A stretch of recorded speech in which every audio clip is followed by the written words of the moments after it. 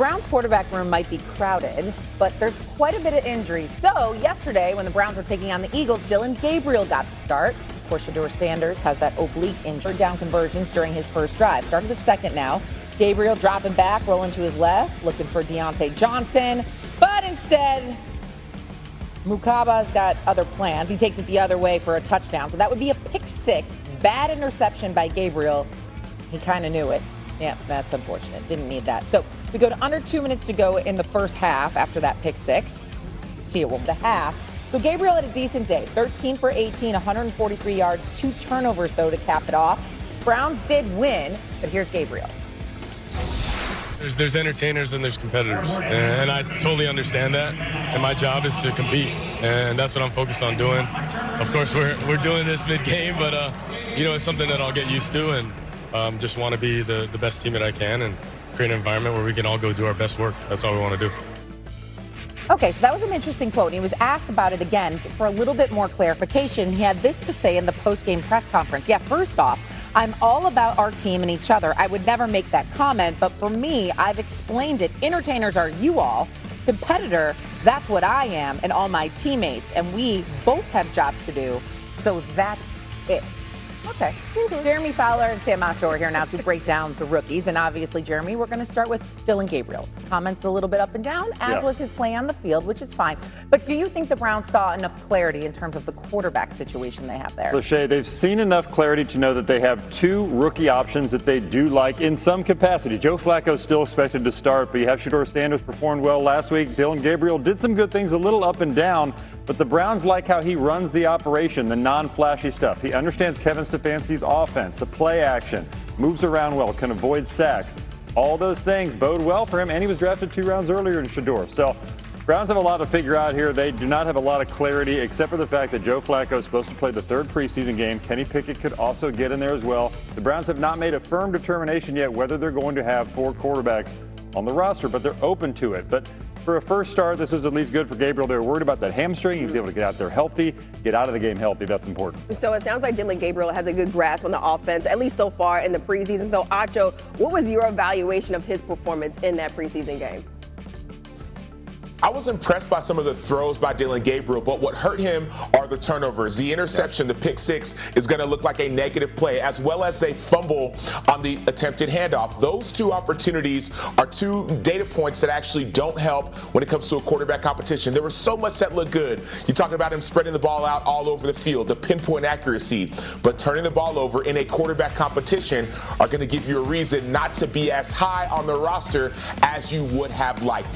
That's what stood out for me with Dillon Gabriel and his performance. Yeah, the turnovers are never going to look good, especially in a preseason game, but you don't want to see that in the regular season also. Meanwhile, Jackson Dart looked fairly impressive on Saturday, 14-16, 137 yards and 2 scores. What do the Giants think about their quarterback plan going into that game? Well, they love where Dart's at, how he's developed both on the field and off. He's been a high achiever, fast learner, highly motivated, all those things. But head coach Brian Dable made a key word last night, develop. He said he wants to continue to develop Dart, so they're not going to rush him out there. Russell Wilson is entrenched as the starter, but Dart has helped himself as far as QB2. He gets a lot of the second team reps in the practices.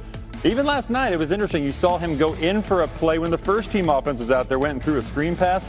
Maybe they have a package for him during the season. They can mix him in, have him as like a dual threat option to at least get him some game experience. So the Giants have to make a determination whether Jameis Winston would be the guy to go in as the veteran if Russell Wilson would somehow get hurt during the season. But right now, Dart has really made a compelling case for number 2. He seems to be entrenched in that role somewhat, at least right now. Okay, so Jeremy says that they're going to develop Dart this season, and I see Sam Macho over there shaking his head at this whole situation. Do you think the plan that the Giants have in place right now, where it sounds like Russell Wilson will be the starter and then maybe up for grabs, maybe we have a package with Jackson Dart, do you think this is a sensible plan for the season?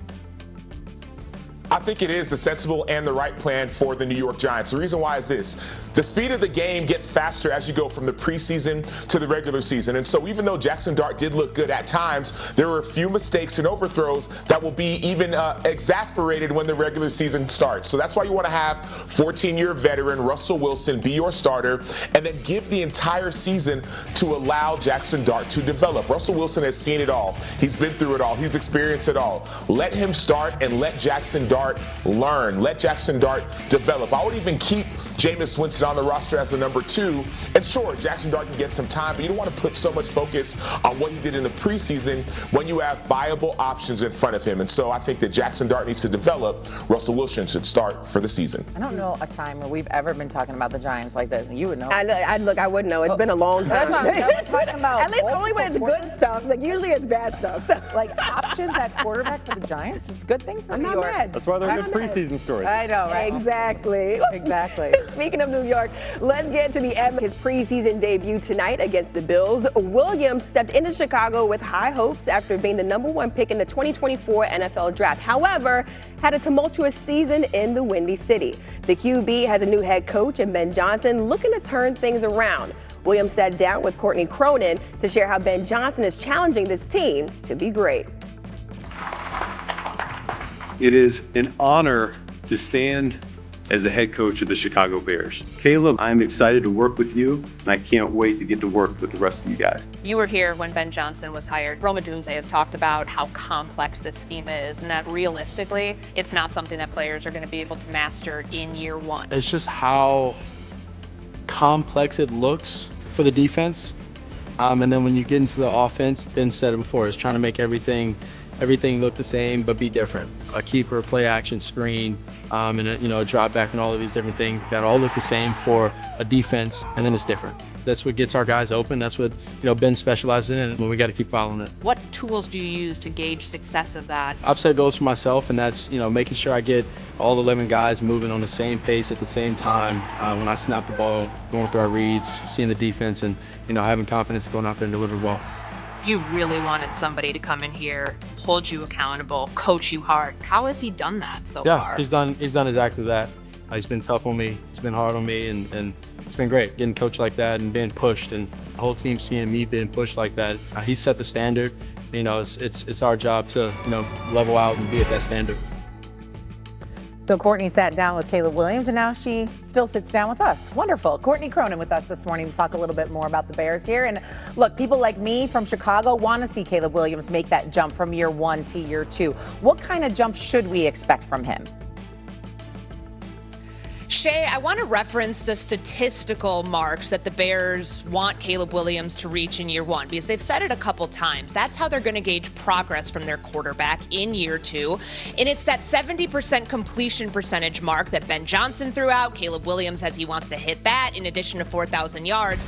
That has really hovered over training camp. And Johnson addressed this on Friday when asked, hey, how often is Caleb actually hitting 70% completion percentage in practice? And Johnson said that it's lower than where it needs to be. He estimated early on Williams was around a 55% completion percentage from all the periods they were tracking in practice. And that's obviously not the only measure of success that they're going to reach, but they're trying to get him closer to that 70% mark, more than what he's shown so far in training camp. And I think that also speaks to the patience that this coaching staff is trying to process with their quarterback over the next couple of weeks, even when they get into the regular season. And it was Johnson who said ahead of the joint practice with the Buffalo Bills, he called them a Super Bowl contender. He pointed to how this team is not exactly ready yet to execute some of the plays that Detroit's offense did last year when they played the Buffalo Bills in Week 15. He said, frankly, they're not ready for it yet, and they might not be ready for that type of offense in